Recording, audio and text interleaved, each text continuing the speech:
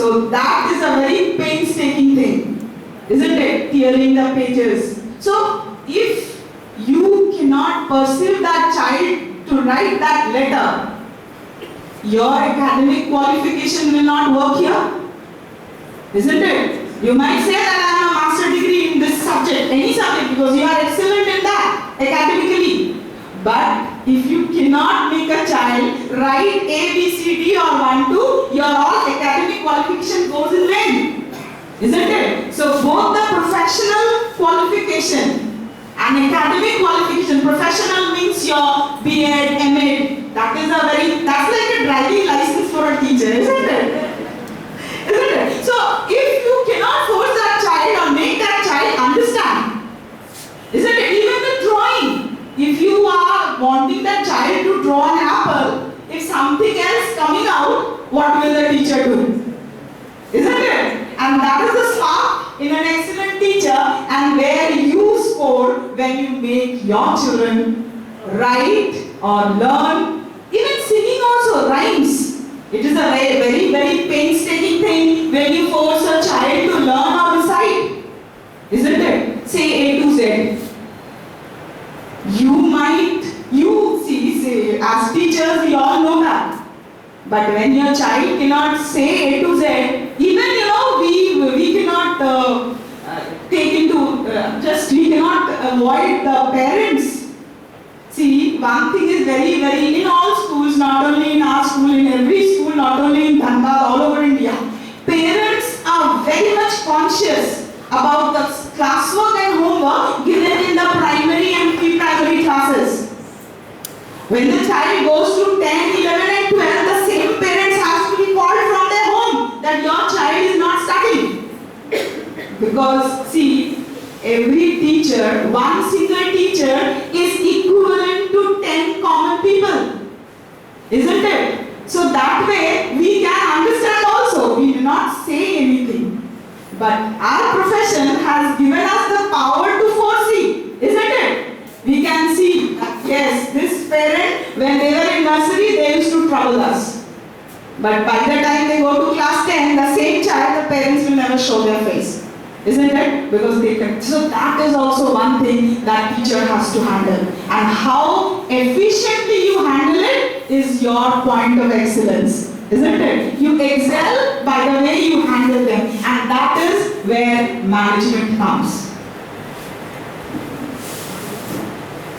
Now, characteristics of an effective teacher. See, since we have come to this level, we all had our academic career, we all had our teachers, but some of the teachers have made an imprint or impression on us, isn't it? So, can anybody share an experience about any teacher that you had in your life? See, experience can be good, experience can be bad also. But just share with us. Anybody, any volunteer? Yes. I'm coming to you.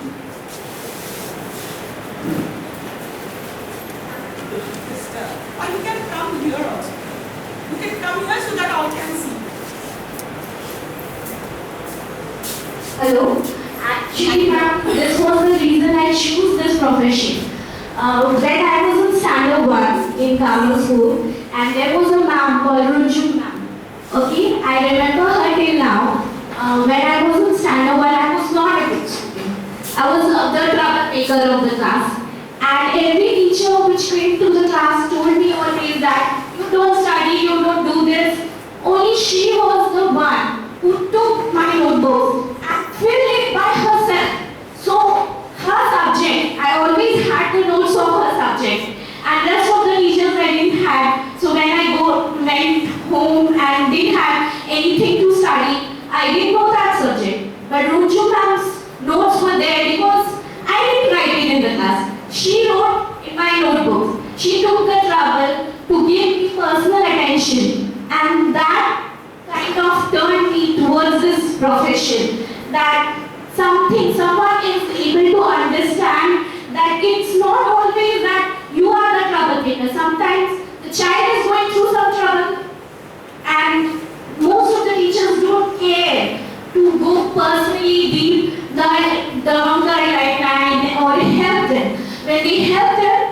the child remembers. Even if it's in nursery, KG, standard 1, I still remember Ruju ma'am. I don't know where she is, but I remember her. Thank you, ma'am. Anybody else with any experience? Good, bad, anything, whatever you feel like. Anybody? Anybody? Please, we want some more experience to be shared. You, ma'am? Any experience, anything. It might be good, it might be bad. Yes? Please share your experience. Anybody with a negative experience? Somebody? That teacher is from which? Yes, you didn't introduce yourself. You're from which school, ma'am? Huh? Okay, ISL Sudamdi. And your name? Samiksha. Anybody please, I want some more. Okay. Now I would like to share one experience. I don't want to name that person. Okay. You know, some teachers, they have got a very bad habit of pulling the ears. Isn't it? So I have an experience when one of my teacher in nursery, I was in nursery that time, and I was there in Carmel Dhanbad, I tell the school also, but I had got a pretty bad experience of that every time pulling the ears. You know, mythologically, Indian mythology believes in pulling ear. Can anybody tell me why?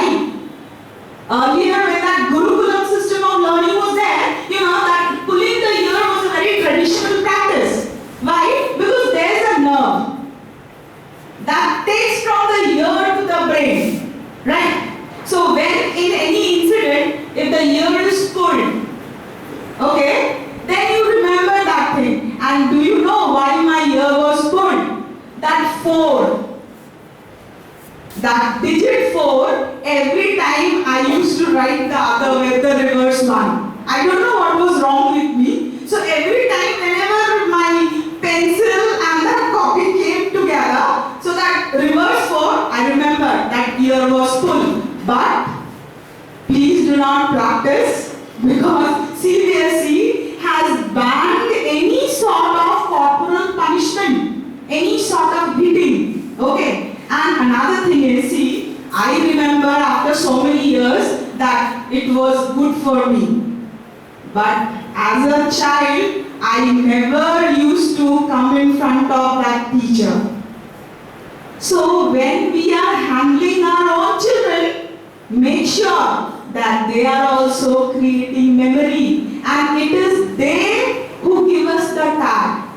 Isn't it? Sahodaya Best Teacher Award, they give it every year. But our children give us the Best Teacher Award literally every day. Isn't it? Because as our profession is teaching, whenever we come out of a class, if we take a satisfactory class, our children are satisfied, so obviously that is the award to take away that day. Isn't it? So there are few characteristics of effective teachers.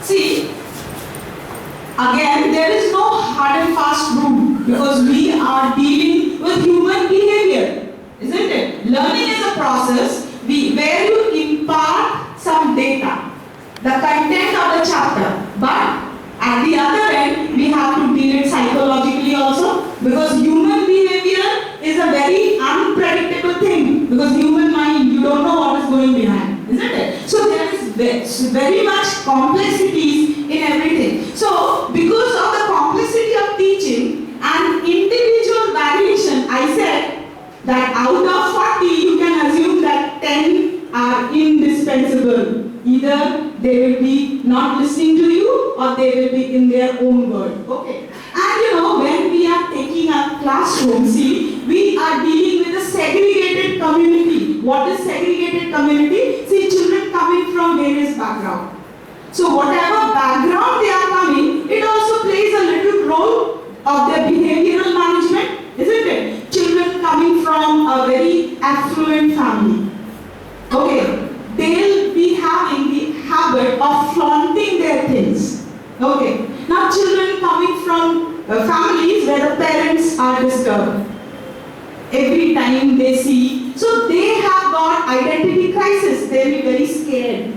Okay. And this when we are dealing with NEP, there are some sort of disorders, some genetical disorders, some behavioral disorder that will be coming in the next part. So that you cannot take them together in the mainstream education, right? So that is known as inclusiveness. Earlier we had special classes, but the CBSE and all over the country, this inclusiveness has been infused. That means we have to take those children with special needs. So obviously you have a classroom of segregated community, children from even that mental level, IQ level also varies. So you have got individual variation in students are also there, and effective teaching is not like one size fit all socks, isn't it? You cannot have a basic 2 + 2 formula that aisa hua tha, so aisa karenge. There is no such thing. It is you,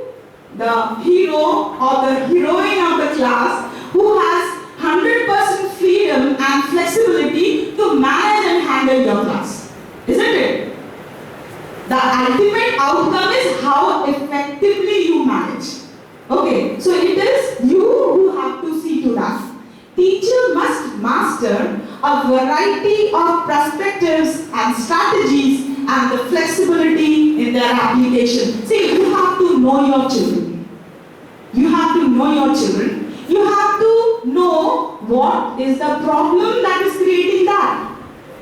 You know that there must be some slow learners also, because there are some diseases, okay, that they won't show any sort of a physiological problem. They may appear as normal as any other kids, but they have got a problem in early childhood learning difficulties. Some children, you see, if you call them to write, they might start crying also, and they might be rubbing their copies, but they will not be able to write anything. What we would say, general people will say, "Arey, ye bahut badmash hai, nahi likhta hai, bahut careless hai." But as a teacher, you are not a common man. Common people will say these kind, but as teachers, as intellectual educator, you should know that what is the problem behind. Some students may not be having a conducive environment in the house. The house atmosphere, see, we know so many parents, sometimes when they come for parents-teacher meeting, they start howling and shouting at that particular child when they get a little grade less compared to their neighbors, isn't it? So that kind of a child, generally they suffer from identity crisis. So those psychological issues, it is you and only you who have to manage, isn't it? So those you have to make flexible. For example, for a normal intelligent children, you may give a classwork for 20 minutes, 30 minutes, bring your copy and you do the correction. For those children, if you say that 20 minutes you have to give with a copy, then, sometimes, see, we are all human beings also. At the end of the day, we are all human beings. So sometimes if we get irritated, see, every time we are not that type of, that commercial professionals.